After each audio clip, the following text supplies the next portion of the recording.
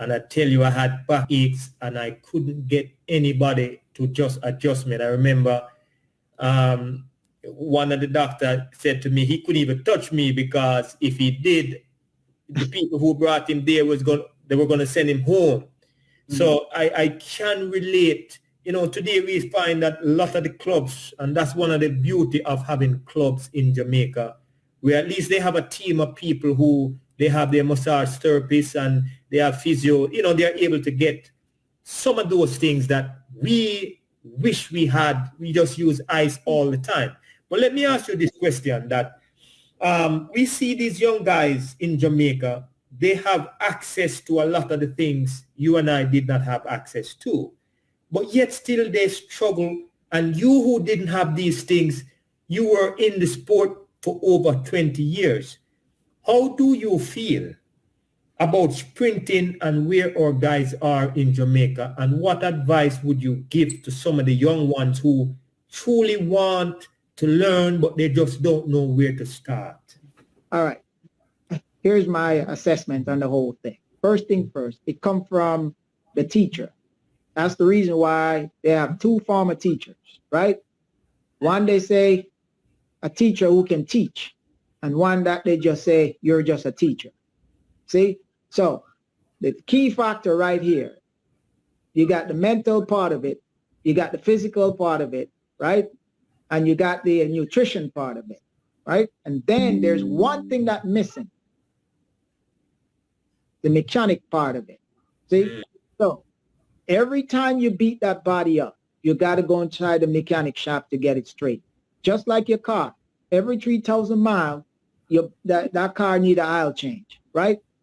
Sometimes some of these coaches doesn't understand the mechanic part of it, that the body need to go inside that shop to get alignment, right? So if you're not aware of things like that and you continue to train without getting inside the shop to get a body work on, right? At some point, your car is going to break down. And it's the same thing with the body. The body is going to break down. So if they don't understand the physical part of how the body works in order to keep an athlete in check and injury-free, then you're going to have that problem with the youngsters. And whenever they whenever they hurt, it takes them a while to come back because the nutrition also play a role in terms of their body position. You see?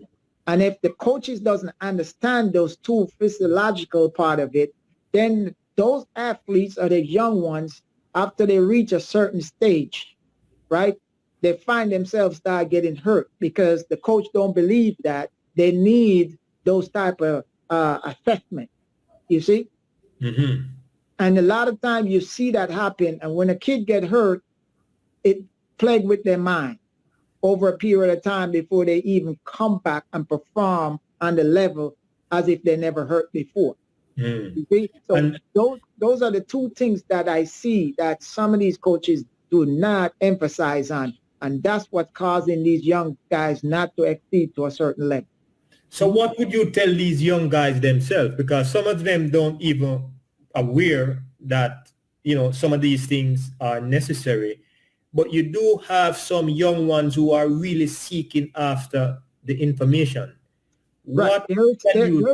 There are some that are seeking it, but at the same time, you have to have a coach with an open mind to say, hey, listen up.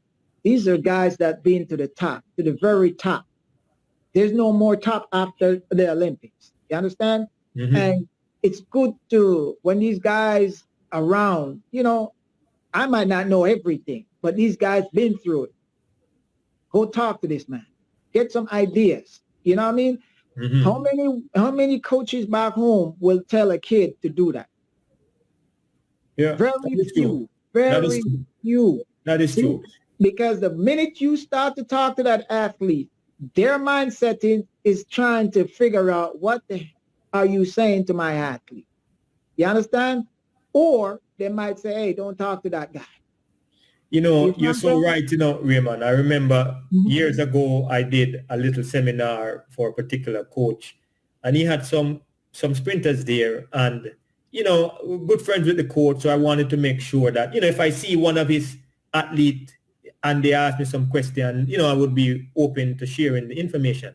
And I remember I was coming from the championship one day, and I saw one of them, and I started to ask him some question. This was one of the same guy who was actually at the seminar. And, we had one-on-one discussion. And when I started to ask him some question, he got a little bit defensive because he felt like I was imposing. Now, I remember for me, when I met Bert Cameron for the first time, I wanted to know, what could you share with me that could make me better? But I find that these young athletes here today, they don't want to know about the people who came before them.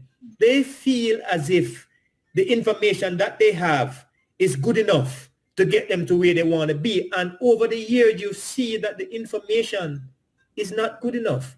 So most of the coaches, not to say anything bad about them, they are great in terms of their individual and what they've done, but the key factor is that they got to have an open mind to learn more. You can never stop learning.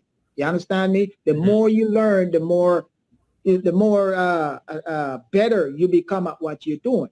You see what I'm saying? But some of them are too much, stuck up. Like they're scared to seek the information from somebody who's been there, done that. You know what I mean?